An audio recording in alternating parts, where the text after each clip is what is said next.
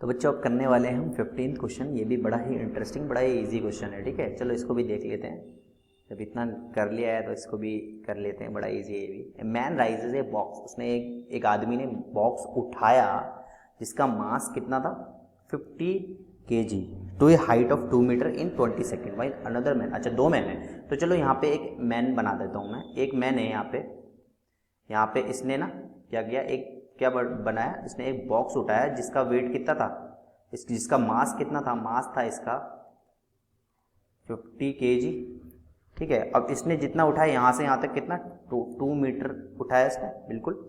और टाइम कितना है, टाइम कितना लिया इसने, टाइम लिया इसने 20 सेकेंड। ठीक है, अब यहीं पे एक अनदर मैन था, उसने भी क्या किया, सेम मास उठाया, सेम बक्सा उठाया उसने, जो कि कितना था मास उसका, मास था उसका भी 50 kg सॉरी किलोग्राम। और हाइट उसकी कितनी थी, 2 मीटर ही थी।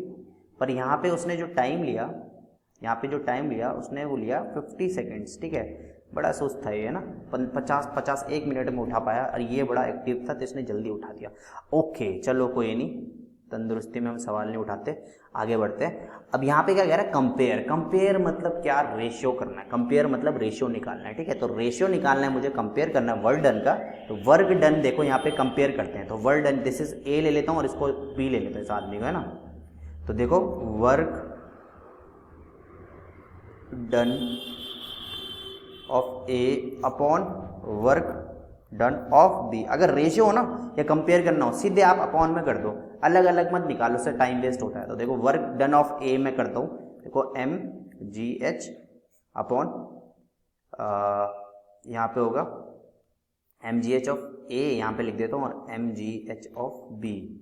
ठीक है, यहाँ पे ऐसे लिख दो ताकि आपको कंफ्यूजन ना हो। तो देखो mgh, मास कितना है इसका, यहीं पे कर लेता हूँ, मास देखो इसका 50, ग्रेविटी में 10 ले लेता हूँ, और हाइट कितनी है 2 मीटर, अपॉन मास कितना है इसका देखो 50, ग्रेविटी 10, और हाइट भी इसकी 2। तो देखो इन दोनों का रेशियो कितना आ रहा है, इसका रेशियो आ रहा है 1:1। क्या बात है, देखो आ गया 1:1। अब यहाँ पे क्या कह रहा है, ये तो देखो हमारा सॉल्व हो गया। अब यहाँ पे नेक्स्ट क्वेश्चन बोल रहा है इसका कंपेयर करो इनका पावर। पावर क्या होता है, पावर होता है भाई वर्क डन अपॉन टाइम। अब कंपेयर करना है, देखो अब मैं बोलता हूँ power of A upon power of B. तो power of A work done upon time, ठीक है, यहाँ पे मैं नीचे कर लेता हूँ। तो power of A upon power of B, है ना। तो पावर ऑफ ए क्या होगा, वर्क डन ऑफ, ऐसे नहीं करते, ऐसे कर लेता हूँ।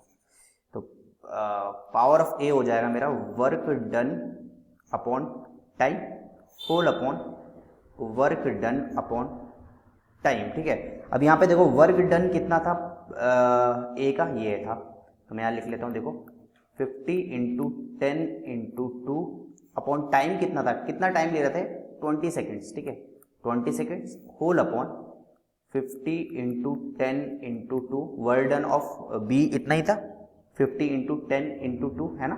ये देखो mgh होल अपॉन, ये कितना टाइम, ये ज़्यादा ले रहा था 50 ले रहा था। ओके जी, ओके। अब यहाँ पे मैं इसको सिंपल सॉल्व करता हूँ, मैं इसको एज इट इज़, देखो ये ऊपर वाले को मैं एज इट इज़ लिख रहा हूँ, 50 into 10 into 2 upon 20 multiply by, ये ऊपर चल जाएगा ये नीचे आ जाएगा, तो ये हो जाएगा 50 अपॉन 50 इंटू 10 इंटू 2, ये पूरा इससे कैंसिल आउट, ये 0 से 0 कैंसिल आउट, और मेरा जो रेशियो है वो आ गया 5:2। तो देख लेते हैं आंसर कितना आ रहा है, बिल्कुल सही 5:2। क्या बात है।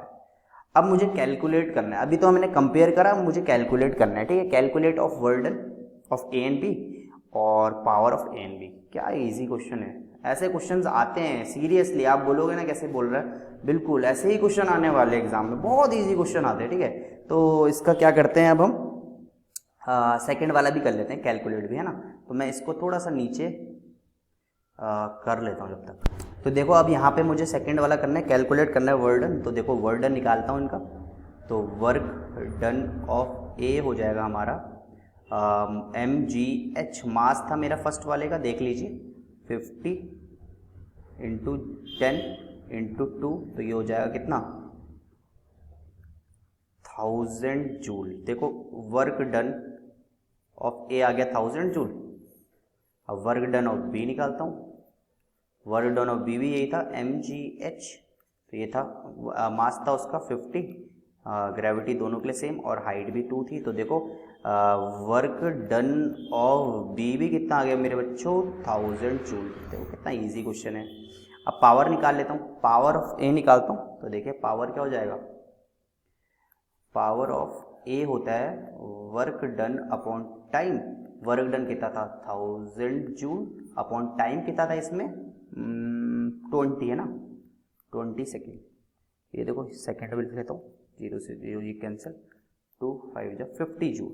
फर्स्ट का आ गया 50 जूल, सॉरी पावर है तो वॉट आएगा, रियली वेरी सॉरी, पावर है तो वॉट आएगा, कभी कभी हो जाता है ना। तो पावर क्या हो जाएगा 50 वॉट, ठीक है। तो यहाँ पे देख लेते हैं, बिल्कुल 50 वॉट आ रहा है। अब पावर ऑफ बी निकाल लेते हैं ना, पावर ऑफ बी अगर निकाले तो वर्क डन अपॉन टाइम, तो वर्क डन हमारा कितना था 1000 जूल अपॉन टाइम कितना था यहाँ पे 50 सेकेंड्स, राइट। 0 से 0 देखो आ गया ना हमारे पे, कितना आ गया 20 वॉट। तो देखो पावर ऑफ बी आ गया हम पे 20 वॉट। तो देखो कितना इजीली हमने कौन सा 15th क्वेश्चन सॉल्व कर लिया। तो आई होप आपके समझ में आया होगा। चलो प्रोसीड करते हैं 16 क्वेश्चन।